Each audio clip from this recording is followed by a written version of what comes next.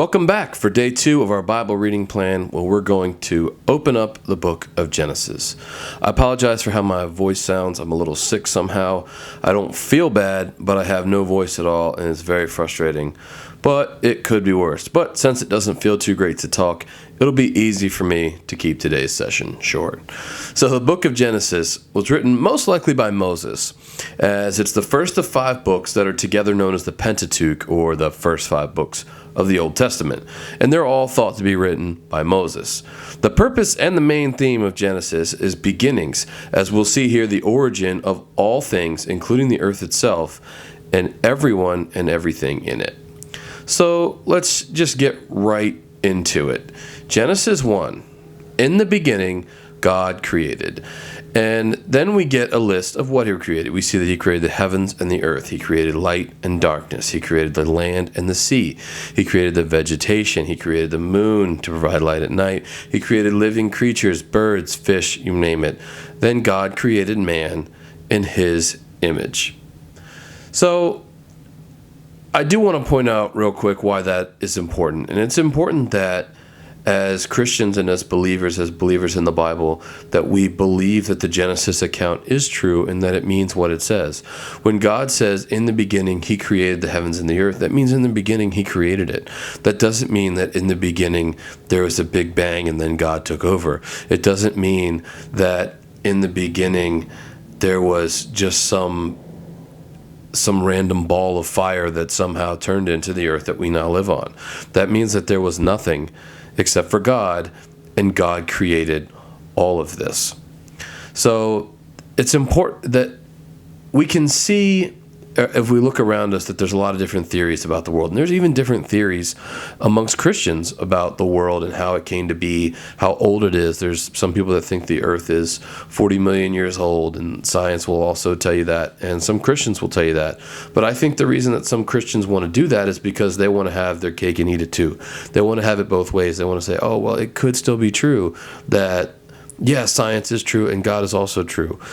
Well, science is true and God is also true, but we got to make sure we're following the right science, because the science that says the earth is 40 million years old is impossible to be proven correct.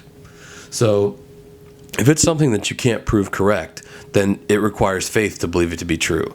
And so it depends what you want to put your faith in. Do you want to put your faith in God, the God of the Bible, the God who explains all these things, or do you want to just put your faith in random chance?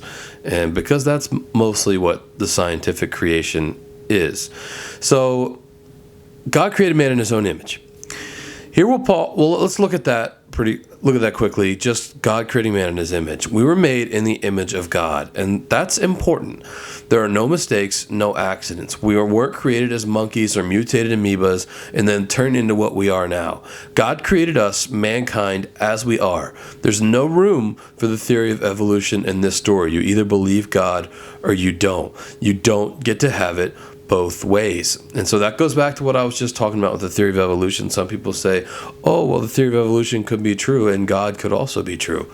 Well, either Genesis is lying or the theory of evolution is not true. And let's reiterate that evolution is a theory. It's taught in schools today and in science classes today that evolution just is true. Evolution is a theory, and it's a theory that cannot possibly be proven correct because it has to happen over millions of years for it to be true as they're saying that it's true. And obviously, unless someone I don't know about is living for millions of years, we can't prove that to be fact. So I'll also touch quickly on what he says here. Male and female created he them. There's 2 genders. 2. That's how many God created, and more on that later. So now that everything has been created, on the 7th day, God rests. So look, even if God needs rest, then so do you. In our world today, we've drastically underestimated the importance of rest. Science has even shown that the human body needs that time of actual rest to function properly. There's something to be said for hard work and, grinding, but we also need to make sure that we're taking time to rest. And that's not even looking about, some people say the Sabbath is the day of rest. That's not even what I'm talking about. I'm talking about just taking time to rest. And when we look at that, have you ever just taken some time off and just done nothing and just kind of refreshed yourself and just woke up and had a day of doing nothing, just woke up the next day, just felt so much better? A lot of people think of rest as like just your weekend. You're not going into work, but you're still doing a lot of things, right? You're still going out on dates, or you're still going on vacation. Have you guys ever gone on vacation and then woke up the next morning more tired than before you went on vacation? That's a pretty common thing, because that's not rest.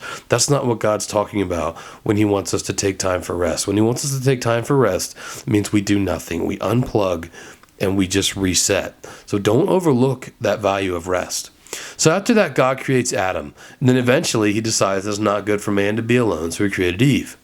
It wasn't good for Adam to be alone, and it's not good for us to be alone either.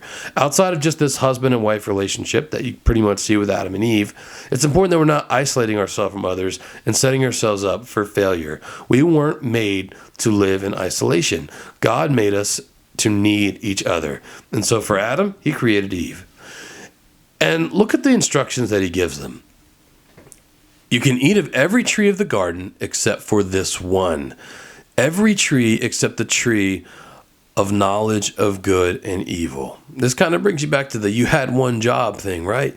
Eat from any tree that you want except for the tree of the knowledge of good and evil. There's literally only one rule that they couldn't break. And that brings us to what's known as the fall. In chapter 3, we see the fall of man and the introduction of sin to the world. As you're reading this, notice how Satan deceives Eve. He does it with reason. Many of the smartest people today, by worldly standards, also reject God because of their own reason, because they're too smart to believe in a God that they can't see, or a God that they can't fully understand in their humanity. But the devil also does this to believers today. We see what God says, but he tries to convince us that we know better than God, or what God said he doesn't necessarily mean. And let me assure you that God absolutely means what he says. And we talked about that a little bit with yesterday's Romans lesson, that humanity, that people want to just kind of make up their own rules and not follow the ones that God made. Well, God made his rules and he made them for a reason. And Eve is deceived, and we all know that part of the story. Adam and Eve, they were in the garden, and Eve ate of the fruit, and then Adam eats of the fruit, and now they've both sinned. So what do they do when God confronts them? I want you to see that. They immediately blame someone else. Adam blames Eve, and he kind of blames God too, right? He says, I ate the fruit because of Eve, the woman that you gave me. So he's kind of blaming God, like, God, you gave me this woman, and she did it. So I'm kind of like third in line of the blame here. And Eve blames the serpent. The serpent. Then God punishes the serpent, and he punishes Adam and Eve by throwing them out of the garden where they had everything they could ever want. And for Eve specifically, there would be pain in childbearing for all women. So any women out there that are eventually going to have children, and as you're miserable for it, you can remember that you have Eve to thank for that. But that wasn't the worst part of it. The worst part is that they would die. Death wasn't originally a part of God's plan for humanity, but when sin entered the picture, it became a necessity. Why?